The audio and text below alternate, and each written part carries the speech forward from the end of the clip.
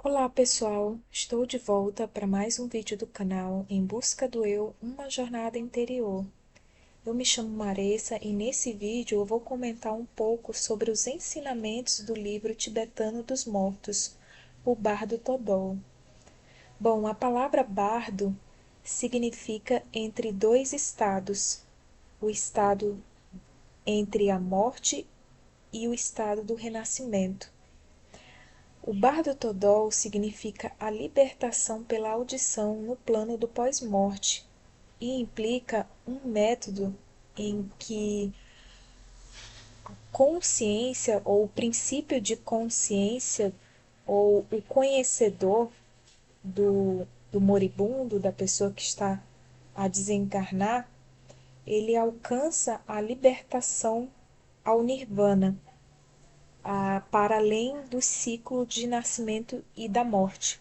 Lembrando que a palavra nirvana, ela é uma palavra do contexto do budismo, o que significa o estado de libertação atingido pelo ser humano ao percorrer a sua busca espiritual.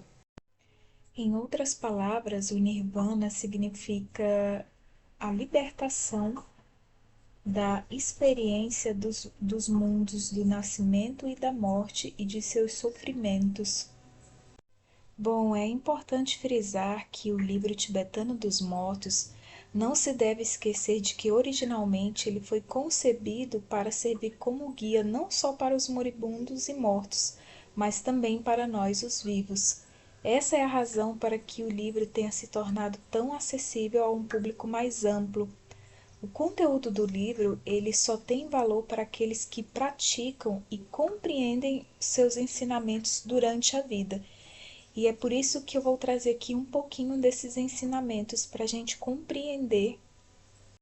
Bom, primeiramente, de forma bem resumida, o livro relata três estágios de consciência em que o morto, né, ou o princípio de consciência, o conhecedor, que é a pessoa falecida, ela vai passar durante o estado do pós-morte. Então, são três bardos. O primeiro é chamado de Shikaya Bardo, o segundo é chamado de Shonini Bardo e o terceiro é Sidpa Bardo. Bom, eu acredito que esses nomes, a pronúncia pode estar errada, porque eles são nomes tibetanos ou sânscrito, e aí fica difícil saber a pronúncia correta, mas o que vale é a intenção. O Shikaya Bardo, resumidamente falando, ele vai tratar do momento do pós-morte, ou seja, assim que acontece o desfalecimento, ou seja, da retirada do princípio vital do corpo daquele ser humano, do princípio de consciência dele, a separação do corpo, né, e desse princípio de consciência, e aí ele encontra a clara luz primária, e dentro desse ele encontra também a clara luz secundária. No Shoni de Bardo, aqui ele já possui uma espécie de corpo, e a gente vai entender isso mais profundamente, que é um corpo de pensamento, um corpo de desejo, um corpo astral, que é o corpo astral da teosofia. E já no terceiro bardo, aqui ele já procura a porta de um ventre para reencarnar de novo. Aqui é bastante interessante porque esses estágios de consciência é como se o morto ele fosse retrogredindo passo a passo aos estados cada vez mais baixos de consciência. E cada passo para baixo ele é precedido de um desfalecimento na inconsciência. E para quem estuda a Cabala, isso aqui dá para fazer uma associação em relação à árvore da vida. Então, os estados de consciência, conforme a gente vai estudar, dá para perceber que o princípio de consciência do morto vai entrando nas esferas de Netzar, de Rod e Yesod, e chega a um ponto que ele cria um corpo, que é um corpo de desejo, um corpo mental, um corpo de pensamentos, que é a causa para que ele venha buscar um corpo físico logo depois. ou seja, o renascimento na matéria física.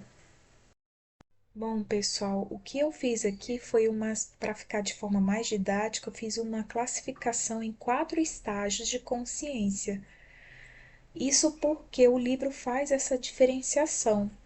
O Shikaya Bardo, que é o primeiro acontecimento psíquico que o morto vai experienciar, que é a visão da clara luz primária, quando ele não reconhece essa clara luz primária como sendo a sua própria consciência, ou seja, o não manifesto, o eu sou, sem formas, né, sem formas pensamento, ele cai para o segundo estágio, que é dentro do Shikaya, que é a clara luz secundária. Essa clara luz secundária, ela é a primeira, só que de forma um pouco mais opaca. É a mesma luz, só que aqui um pouco mais, vamos dizer assim, obscurecida, né? Um pouco mais apagada. Mas nota-se que aqui é como se fosse o único bardo, né? Que é o Shikaya Bardo. Eu dividi ele em dois por causa dessas duas situações que ocorrem. E aí coloquei o Shoni de Bardo como ilusões kármicas, né? Vai ser a experiência, o acontecimento psíquico que ele vai passar. Se ele não reconhecer também a clara luz secundária como sendo o não manifesto, a própria consciência, ele desce no nível de consciência para o Shoni de Bardo. E aí ele começa a ter as ilusões kármicas, e aqui ele já consegue ver um corpo mental, um corpo de pensamentos, que é o corpo de desejo, o corpo astral da teosofia. Não reconhecendo as ilusões kármicas como sendo os próprios formas, pensamentos, aí ele cai para o último bardo, que é o Sidba Bardo. E aí aqui ele já procura a porta de um ventre, ou seja, ele já procura um corpo físico para reencarnar de novo por essa atração que ele sente, ou seja, essa identificação com o mundo das formas. Bom, o primeiro estágio, que é chamado de Shikaya Bardo, ele acontece da seguinte maneira: quando a respiração ela estiver prestes a cessar, ali já começam sendo proferidas as instruções para que o moribundo ele se mantenha em alerta, porque ele vai passar por um processo de transição nesse pós-morte. E aí, se a consciência dele, ou seja, se ele estiver prestes a adormecer, nesse momento são pressionadas suavemente as artérias dele para que ele se mantenha consciente, ou seja, com a consciência dirigida. E aí são proferidas as seguintes palavras. Eu trouxe aqui só uma parte para quem ainda não leu o livro. E aí fala o seguinte: ó nobre filho fulano de tal, escuta, agora estás vivendo o resplendor da clara luz da realidade pura. Reconheça, ó nobre filho, teu próprio intelecto em sua real natureza vazio, não formado no que respeita a quaisquer características ou cor. Naturalmente vazio, é a verdadeira realidade, o todo bondoso. Teu próprio intelecto, que agora é vacuidade, não obstante não ser visto como vacuidade do nada, mas como sendo o próprio intelecto desobstruído, brilhante, vibrante e bem-aventurado, é a verdadeira consciência, o Buda, todo bondoso. Tua própria consciência, não formada de coisa alguma, na realidade vazia, e o intelecto brilhante e bem-aventurado são duas coisas inseparáveis. A união deles é o Dharmakaya, ou estado de iluminação perfeita. Bom, no momento em que o princípio de consciência se separa do corpo, no momento da morte, é aí que surge para o morto a clara luz primária. Essa clara luz primária, segundo o livro, ela é uma luz clara, incolor. Ela é um símbolo sensível do vazio informe, ou seja, aquilo que é informe é incolor. Isso porque cor implica e indica forma, Então, essa clara luz primária, na verdade, é a própria consciência informe, ou seja, vazia, desobstruída de qualquer tipo de forma. E para a mente humana, para a consciência humana comum, é muito difícil reconhecê-la, porque na verdade ela não é nada conhecido para a experiência finita na forma, ou seja, enquanto ele estava encarnado na matéria. Ou seja, o vazio é coisa nenhuma, mas em uma última análise, ele é na verdade a libertação da experiência desses estados de consciência de vida e morte. É o estado de Buda, o qual também, a partir de um aspecto cognitivo, por assim dizer, é a própria consciência desobscurecida pelas trevas da inconsciência, ou seja, é a consciência livre de qualquer limitação. Mas, sob um aspecto emocional, ela é pura bem-aventurança, não afetada por nenhum tipo de aflição. E sob o aspecto volitivo, ela é uma liberdade de ação e onipotência. É a experiência perfeita, é um estado eterno, ou mais precisamente falando, atemporal. E isso me fez recordar muito um livro chamado O Poder do Agora, do Eckhart Tolle, eu acredito que muitos aqui já leram, que fala sobre três portais que nos levam ao não manifesto, né, a essa consciência, ao vazio. E o primeiro portal é estar presente no momento presente, ou seja, não deixar que a mente te leve para o passado ou para o futuro. O segundo portal, ele fala de uma profunda quietude que nos leva a ter um contato com o nosso corpo interior. E o terceiro portal é exatamente esse no momento da morte. Aí entra uma reflexão bem profunda em relação a isso. Se o ser humano, durante o processo em que ele estava encarnado, né, durante a sua encarnação na Terra, ele não teve essa experiência de contato com o vazio, com aquilo, com o informe, ou seja, com aquilo que não é formado, com a consciência pura, ele não vai reconhecer esse momento. É muito difícil reconhecer. E aí isso abre parênteses para uma outra questão. É que a nossa cultura, nós fomos ensinados que a gente sempre tem que estar pensando, né? A mente sempre tem que estar ocupada. E, e existem vários caminhos de fugas para nossa mente. Ou seja, a mente, ela nunca quer estar nesse momento de solitude, de vazio, porque para ela isso é a morte. Bom, o livro ele traz essa diferenciação dos estados da mente, né, da consciência aqui, que é exatamente o estado não natural. Esse estado não natural da mente, da consciência, é quando ela está encarnada num corpo humano. E aí, devido às forças dos cinco sentidos, ela está continuamente em atividade de formação de pensamentos. Agora, o estado natural da consciência, ou seja, o estado desencarnado aqui, é um estado de repouso, comparável em sua condição ao mais alto dhyana.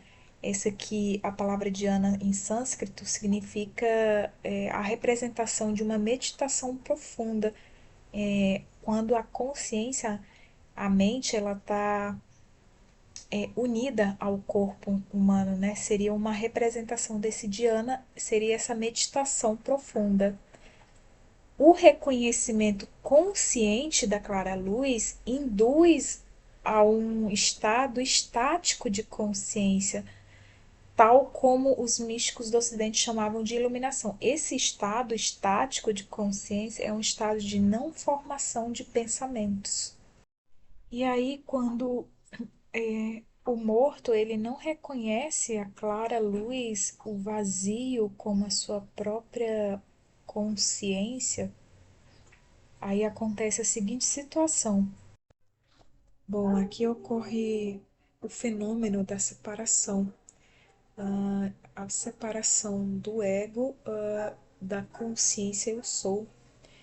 Aqui, momentaneamente, a consciência, o princípio de consciência do morto, ele desfruta momentaneamente de uma condição de estabilidade, de perfeito equilíbrio mental e de uma unidade.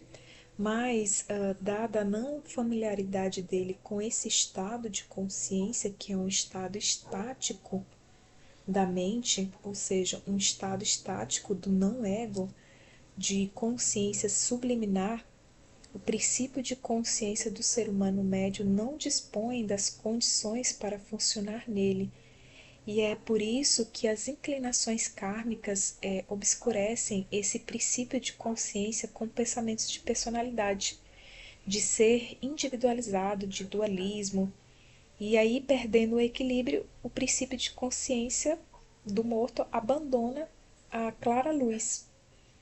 É a ideação do ego, do eu, que impede a realização do nirvana, que é o apagar da chama dos anseios egoístas. E aí, assim, a roda da vida continua a girar.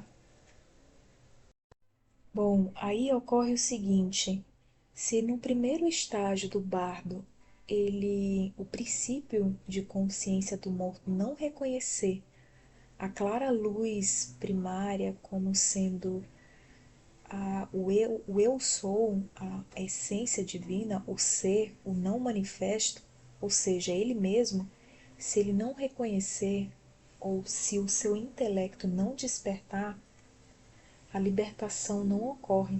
Então ele cai para um segundo bardo. O segundo bardo é a clara luz secundária, ainda dentro do primeiro bardo, né, que é o Shikaya bardo, como se fosse um desdobramento do primeiro bardo, né, na verdade. Aqui aparece um corpo ilusório, um corpo brilhante. Esse corpo ilusório é a contraparte etérea dele, do corpo físico que ele tinha na Terra. Aqui o livro aponta que seria o corpo astral da teosofia. E aqui surge para o corpo de mente, né, o corpo de pensamento, um estado de lucidez. Só que mesmo surgindo esse estado de lucidez, ele ainda não sabe que está morto. Mas aqui o princípio de consciência dele é como se pairasse naqueles lugares nos quais a atividade mental dele foi limitada. Então aqui existe uma grande oportunidade, é como se fosse um meio termo, porque logo logo vai vir as ilusões kármicas. Ou seja, a clara luz secundária, ela é para a primeira como se fosse ofuscada por um estágio ou nível de consciência mais baixo, que é considerado a ilusão de Maya, a ilusão das formas. Bom, se o princípio de consciência do morto não reconhecer a clara luz primária e também não reconhecer o segundo estágio, que é a clara luz secundária, ou seja, se a mente ou o princípio de consciência não encontra o lugar de descanso em nenhum desses dois bardos, de estágios do bardo, então a consciência ela desce para um terceiro estágio, que é o Shoni de bardo. É por isso que, ao meu ver, os ensinamentos do Bardo Todol, ele nos ensina em um nível assim mais profundo a, a termos consciência agora, ou seja, a criarmos, a cultivarmos faculdades mentais em um nível de consciência superior, para que quando ocorra o momento crucial, a mente, ela, ou o estado psíquico, no caso, ele tenha em que se apoiar. Mas o livro ele traz uma importante ressalva. Enquanto mente, o estado psíquico, ou esse princípio de consciência, enquanto ele está aqui em vida, ligado a um corpo humano, a uma matéria, todo o processo de criação da própria mente aqui, eles são governados pelo mundo ilusório das formas, ou seja, pela ilusão de Maia. E essa ilusão é que vela, ou seja, que esconde por trás dela a clara luz do vazio, que é de onde tudo surge. Bom, quando o princípio de consciência do falecido desce a um degrau abaixo, nos estados de consciência, ele atinge o terceiro estágio, que é chamado Shani de Bardo. Nesse estágio surge um acontecimento psíquico chamado estado de sonho. E aí ele começa a ter visões. Essas visões não são visões da realidade, mas sim são visões de encarnações alucinatórias de formas de pensamentos nascidas do conteúdo mental da mente do morto. Em outras palavras, aqui trata-se de impulsos intelectuais que assumiram formas personificadas nesse estado de sonho do pós-morte. Aqui há uma redescoberta do princípio de consciência do morto, ou seja, aqui é o desdobramento do segundo estágio. Lá no segundo estágio, que era a clara luz secundária, ali já desapontava para ele uma espécie de corpo, que era um corpo-pensamento, que o livro chama de corpo de desejo, que é o corpo astral. Aqui, as formas começam a se apresentar para ele. Mas é importante frisar que aqui não se trata de um estado psíquico, né, de vigília semelhante ao que o ser humano tinha, né, antes de desencarnar. Mas aqui o livro explica que é um estado psíquico como se fosse um vazio num estado semelhante ao do sonho. É exatamente aqui no segundo bardo, o Shani de Bardo, que começa a surgir para ele como que visões simbólicas, uma por uma, ou seja, são alucinações criadas pelos reflexos kármicos das ações que ele realizou no corpo, ou seja, enquanto estava encarnado no plano terreno. O que ele pensou e fez torna-se aqui então objetivo, não é mais algo subjetivo. Aqui as formas pensamentos, tendo sido conscientemente visualizadas e capacitadas a se enraizarem, a crescerem, a florescerem e produzirem, passam agora numa espécie de panorama solene e poderoso, como o conteúdo da consciência de sua personalidade.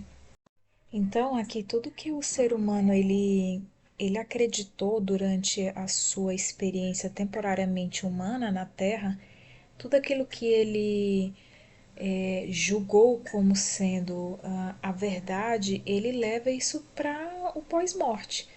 E aí os bons sentimentos, aquilo que ele criou que vem direto do coração dele, é representado nessa hora como divindades pacíficas. E aquilo que a mente se apegou, a parte do intelecto, se apegou a reflexos, a causas de sofrimentos, também ele leva e lá se apresenta como divindades iradas para ele. Essa parte é bastante interessante porque essas representações dessas ilusões kármicas que aparecem em formas de divindades pacíficas e iradas representa cada um dos elementos daqui da Terra e representa também cada um representa uma debilidade. E é o que vai, vamos dizer assim, determinar, entre aspas, a próxima reencarnação dele. Então, essa parte eu vou fazer um vídeo em separado para falar sobre essas divindades pacíficas e iradas, É justamente a representação delas em cores, e cada cor representa um elemento, que são os quatro elementos, na verdade são cinco, né? Água, terra, fogo e ar e o éter, e a debilidade de cada um desses elementos, né? A representação psicológica da debilidade que representa esses elementos. E é justamente nisso que a mente humana ela se apega no momento da encarnação. E aí ela reencarna novamente com aquela debilidade que ela não conseguiu superar enquanto estava aqui em transição na experiência humana. Então, nesse momento, começa a surgir para o princípio de consciência do morto sons, luzes e raios, e todos esses três são percebidos com muito temor, com muito medo e causam muita fadiga. Ou seja, tudo isso atemoriza ele, porque esses sons, essas imagens, esses raios, essas luzes, que logo vão começar a se apresentar como as divindades pacíficas e iradas, representam um elemento psíquico da consciência dele. Tudo aquilo que ele criou no mundo físico da matéria e ele acreditou e era algo subjetivo na mente dele, isso se torna agora objetivo. E aí as palavras continuam sendo proferidas. Ó nobre filho, vivenciarás três bardos: o bardo do momento da morte, o bardo durante a experiência da realidade e o bardo quando da procura de renascimento. Desses três, até ontem vivenciaste o bardo do momento da morte. Embora a clara luz da realidade tenha surgido sobre ti, fostes incapaz de manter-te assim, e por isso divagas por aqui. Daqui por diante vivenciarás os outros dois, o Shonid e o Sidbabardo. Presta atenção, toda a atenção a isto com que eu vou colocar-te em confrontação, e mantém-te assim. Ó nobre filho, agora chegou o que se chama morte. Estás partindo deste mundo dos vivos, mas não és o único. A morte vem para todos. Não te apegues por gosto ou fraqueza a esta vida. Mesmo que te apegues por fraqueza, não tens o poder de permaneceres aqui. Não ganharás com isso nada se não vaguear neste samsara. Não te apegues a este mundo, não sejas fraco. Lembra-te da preciosa Trindade. Ó nobre filho, qualquer que seja o medo ou terror que te sobrevenha no Shunid Bardo, não te esqueças dessas palavras, e conservando o significado delas no coração, reside todo o segredo vital do reconhecimento. E aí continua, né, as exortações, sempre com o intuito, com o objetivo de que ele reconheça, né, quaisquer visões que apareçam como reflexo de sua própria consciência, ou seja, as ilusões representadas como deuses pacíficos e irados são as suas próprias formas de pensamento. Aqui é interessante frisar também que a realidade, quando fala que ele vai passar por três bardos, que é o bardo do momento da morte, e o segundo seria o bardo durante a experiência da realidade. Essa realidade aqui, ela é uma realidade vivenciada ou vislumbrada num estado de incerteza. Aqui, o princípio de consciência do morto, ou o conhecedor, como se chama, né, vivencia mediante a contraparte do bardo, das faculdades perceptivas ilusórias do corpo do plano terrestre. Ou seja, aqui ele vivencia essa realidade com a contraparte que é o corpo mental, o corpo de desejo, né? O corpo astral. E, e não é a experiência da realidade que não é vivida mediante a consciência superior, ou seja, a consciência supramundana, que é a consciência desobscurecida do estado de consciência como formas pensamentos. Bom, a palavra Samsara, eu acredito que é assim que se pronuncia. Ela é um termo sânscrito que significa reencarnação ou renascimento na carne. E aí continuam sendo proferidas as instruções. São várias instruções, mas eu separei essa daqui porque eu achei bastante interessante. E diz assim: o corpo que agora tens chama-se corpo-pensamento de inclinações, ou seja, aqui é o corpo mental, né? O corpo-pensamento.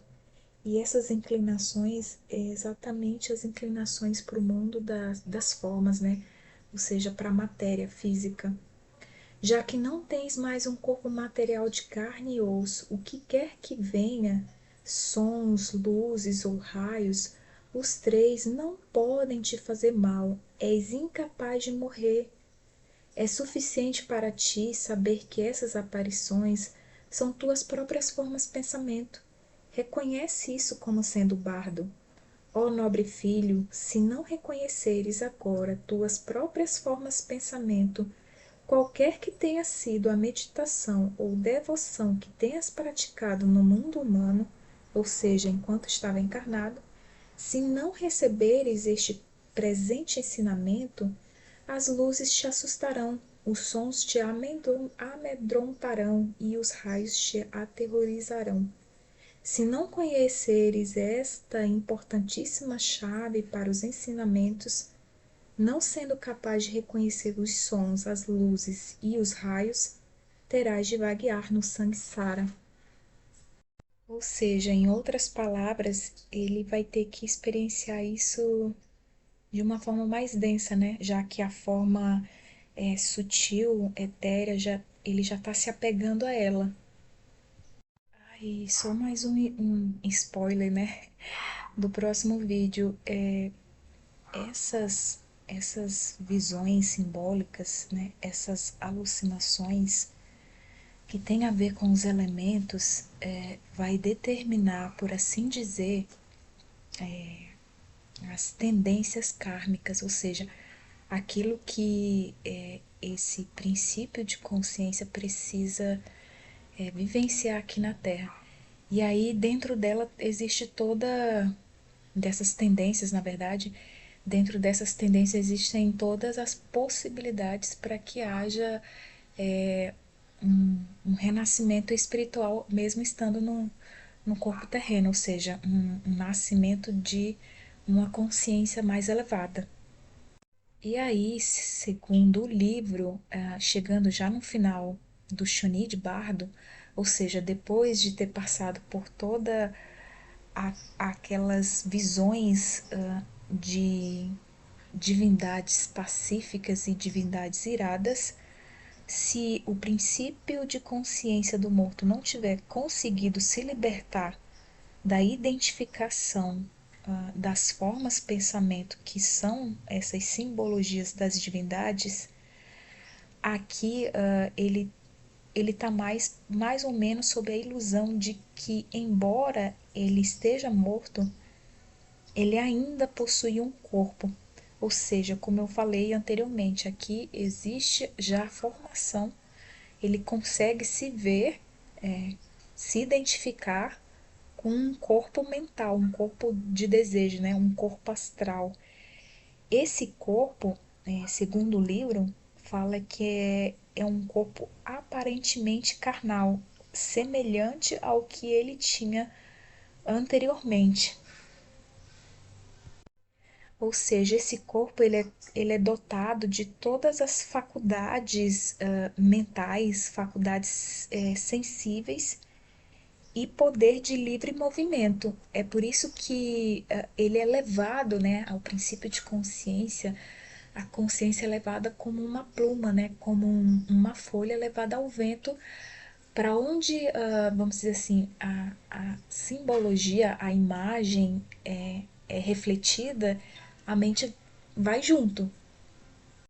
E aí, quando ele percebe que realmente não possui um corpo mais denso, de carne e osso, aí ele deseja possuir um. Lhe sobrevém um fortíssimo desejo de possuir um. Então, nessa procura, tornando-se, vamos dizer, um efeito de uma causa anterior, que é as formas pensamento, ele procura a porta de um ventre, ou seja, ele procura, desculpa pela zoada, ele procura vivenciar de forma mais densa, mais material em um corpo, e um corpo físico, né? Ou seja, ele tende a ir para a existência terrena, ele tende a descer. Então entra a questão do terceiro bardo aí, que é a procura de renascimento na matéria física, na existência humana. Aí, só para ficar um pouco mais claro, o corpo do bardo é uma espécie de corpo sutil que constitui o invólucro visível do eu psíquico no estado do pós-morte. Ou seja, esse corpo nascido do desejo é uma alucinação da forma pensamento no estado intermediário e se chama corpo de desejo. Então, na verdade, é o quarto, né? Quarto bardo é o Siddhipa bardo. Ele diz respeito, então, ao surgimento do impulso de renascimento e aos acontecimentos pré-natais. Ou seja, durante os outros estágios, ou seja, Shikaya bardo, o Shunid bardo, uh, e agora no quarto, todas as luzes que apareceram inicialmente como iluminadora, que seria a clara luz primária, elas vão ficando cada vez mais opacas e variadas. E aí as visões vão ficando cada vez mais aterradoras à medida que o princípio de consciência se aproxima do renascimento físico. Aí não tem mais jeito, aí conduz finalmente a reencarnação. Ainda aqui no Cid Babardo, existe uma esperança de que o princípio de consciência do falecido venha a reconhecer a verdade real, né, por trás de todas aquelas formas pensamentos. E, e aí continuam as exortações, são várias. E aí eu separei essa aqui que eu achei bastante interessante. E fala assim: até outro dia fostes incapaz de reconhecer o Choni de Bardo e tivestes de vaguear até aqui. Agora, se quiseres manter-se firme à real verdade, deves fazer com que a tua mente repouse sem distração no estado de nada fazer, de nada pensar, estado de a nada se apegar, do não obscuro, primordial, brilhante vazio de teu intelecto, a qual fostes introduzido pelo teu guru. Com isso, obterás libertação sem teres de entrar pela porta do ventre. E aí o livro ele traz exatamente uma explicação sobre isso, né? Sobre essa questão dele conseguir colocar sua mente em repouso, ou seja, sem distração, no estado de nada fazer. E aí aqui ele explica de forma mais clara que é relativo, esse estado de nada fazer é relativo a uma concentração mental ou ao controle dos processos de pensamento, o suficiente para realizar o estado de não formação de pensamento, descrito como o de nada fazer, ou seja, o estado de a nada se apegar da mente não modificada, que é a mente primordial, que é o estado de iluminação, por assim dizer. Bom, e aí para já finalizando o vídeo em si, eu, eu trouxe essa parte do livro que eu achei também interessante. O habitante do bardo devido aos efeitos kármicos do egoísmo, quando vivia no mundo humano, acha-se obcecado pela crença de que todos os seres do bardo são seus inimigos. Daí ele ter essas terríveis alucinações, como num pesadelo. Aqui fala especificamente do Chuni de Bardo, né? Que é o que vai ser dito no próximo vídeo. Bom, o livro ele traz uma conclusão, acho que para todo aquele que mergulha no sentido mais profundo, né, de cada ensinamento. E os ensinamentos, eles nos revelam que, que é preciso criar, vamos, vamos dizer assim, né, criar ainda na matéria, ou seja, ainda encarnado, é preciso criar um estado elevado, um estado de consciência elevada, né? Um elevado estado espiritual. Ou seja, se em vida conseguimos perceber a natureza ilusória, quando ocorrer o estado de transição intermediário do pós-morte, conseguiremos ter uma familiaridade com a natureza ilusória que se apresentar lá também. Então, os ensinamentos do livro Bardo Todol, ele nos proporciona um elevado estado espiritual. E aí o livro fala o seguinte: esse engodo da morte que aparece lá, né, que o princípio de consciência do falecido experiencia, esse engodo da morte provém da identificação do indivíduo com a sua forma temporal e ilusória, seja física, emocional ou mental, surgindo daí a noção incorreta de que há um estado de ego pessoal separado do próprio indivíduo e o medo de perdê-lo. No entanto, se o discípulo, ou seja, o ser humano, aprendeu, como o Bardo Todol ensina, a identificar-se com o eterno, o Dharma, a imperecível luz do estado de Buda dentro dele, então os temores da morte são dissipados como uma nuvem diante do sol nascente. Então ele sabe que tudo quanto possa ver, ouvir ou sentir na hora da sua partida dessa vida, né?